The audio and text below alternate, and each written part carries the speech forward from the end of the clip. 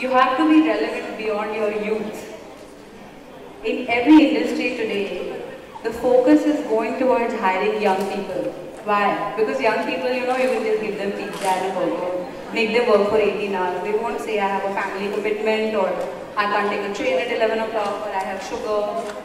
But that's just cruel. I don't think society will survive very long if we say survival of the fittest. Because how many people are there in that manner? What about our parents? What about your teachers? So, educate yourself, put enough fuel here to last you beyond your youth, because once your youth is gone, you have something even better, and it's called experience. Backstage historian will be taking stage right away from event actor. Thank you so much.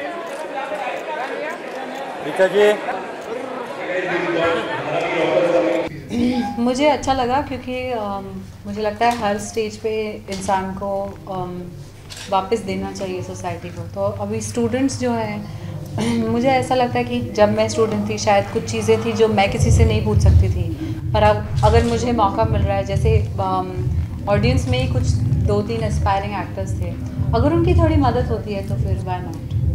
मेरा बस कुछ घंटे जाएंगे पर उनको direction मिल जाएगी।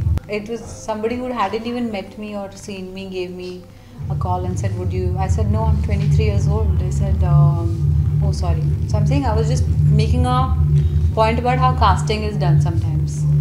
I wasn't lying. They knew I had an interest in acting. My parents always knew I had an interest in acting. But like most Indian parents, most normal middle class Indians, they had a few apprehensions. So then they said, why don't you study a little more? Don't do just college. Study a little more after college, and then you can proceed with your ambition.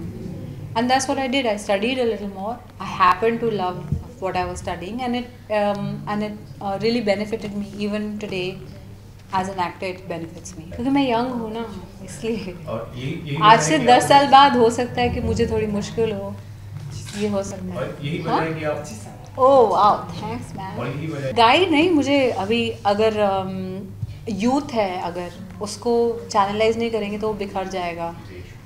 और अभी हमारे देश में मतलब economic recession सा चल रहा है, चाहे कोई भी आंकड़े कुछ भी करें, बेरोज़गारी बढ़ रही है, तो यूथ को हौसला देना बहुत ज़रूरी है। हर देश में एक तरफ यूथ है और एक तरफ तजुर्बा है। अगर हम यूथ को थोड़ा सशक्त नहीं करेंगे, उनको थोड़ा पर्सपेक्टिव नहीं देंगे, और वो भी इस तरह से जैसे उनकी भाषा में हंसी मजाक करके उनको समझा के, अगर हम उनको इंस्पायर नहीं करेंगे तो बहुत मतलब इट्स अ ट्रेजेडी।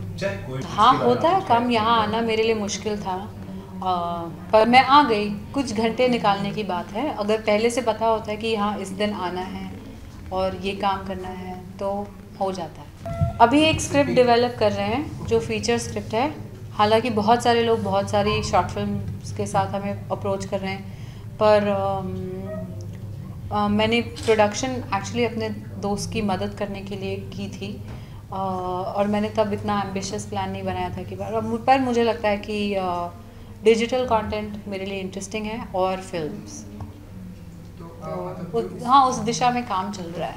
थोड़ा लगेगा 1 साल या कुछ। फुकरे अभी एडिट में हैं, और जहाँ तक मैंने सुना है एडिट में लोगों को काफ़ी पसंद आ रही है। बहुत फ़नी फिल्म है और सक्सेसफुल फ्रेंचाइज तो है, बट हमने ये सोच के कि सक्सेसफुल फ्रेंचाइज है, हमने इस बार दुगनी मेहनत की है, क्योंकि नॉर्मली सीक्वल्स पे श्राप होता है तो हम उसको तोड़ना चाहते हैं। See, no, there is a monetization plan today. That's if it was not working, then very few people would make short films. So today, lots of people are making short films because they can, like, I made a short film and I sold it to Royal Stag. So it's like that. Something or the other is happening, and there's no clear structure right now क्योंकि वो बहुत नया है अभी। धीरे-धीरे system will fall into place. You can short movies in like general theaters. They are no, but yeah, but then they are not. They are not like Bahubali that need a huge theater. You can watch them on a small screen also. In India, anyway, we have fewer screens, so we have to compensate for that deficit somewhere. Yes. Bahubali और दंगल एक अच्छा example है कि जब India larger than life फिल्में बनाता है, या जैसे लंच बॉक्स ने भी यूएस में काफ़ी पैसे कमाए थे, मसान भी फ्रांस में रिलीज़ हुई थी, स्पेन जर्मनी में रिलीज़ हुई थी, वहाँ उसने पैसे कमाए। तो ये धीरे धीरे पैसे आते रहते हैं, तो ये अच्छा रहता है प्रोड्यूसर के लिए। मुझे लगता है कि जैसे हॉलीवुड अपनी फिल्में हर जगह दिखाता है, चाहे चाइना हो या कोरिया हो या मॉरिशस हो, सब लोग देखते हैं वो फिल्म्स। तो धीरे धीरे आई थिंक बॉलीवुड को भी उस दिशा में जाना चाहिए। बट अगर हम क्वालिटी और कंटेंट थोड़ा मैनेज कर लेना, जैसे कि बॉक्स ऑफिस पे जो चलता है उसके साथ कंटेंट भी उतना ही अच्छा, तो हम we are a hit then. जैसे दंगल एक करेक्ट एग्जांपल है, कमर्शियल फिल्म है, उसमें गाने भी हैं और सब कुछ है, पर उसमें कंटेंट अच्छा है। तो मैसेज हो ना हो, कंटेंट भी अच्छा होता है। जैसे 3 इडियट्स भी वहाँ इसलिए चली थी बिकॉज उसका कंटेंट अच्छा था। तो धीरे धीरे अच्छे कंटेंट को लोग यूनिवर्सली समझ सकते हैं।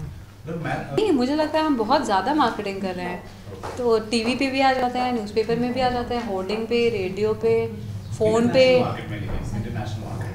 इंटरनेशनल मार्केट में आप तभी कोई चीज़ मार्केट करोगे ना जब आपको कॉन्फिडेंस मिलेगा कि ये वहाँ चलेगी।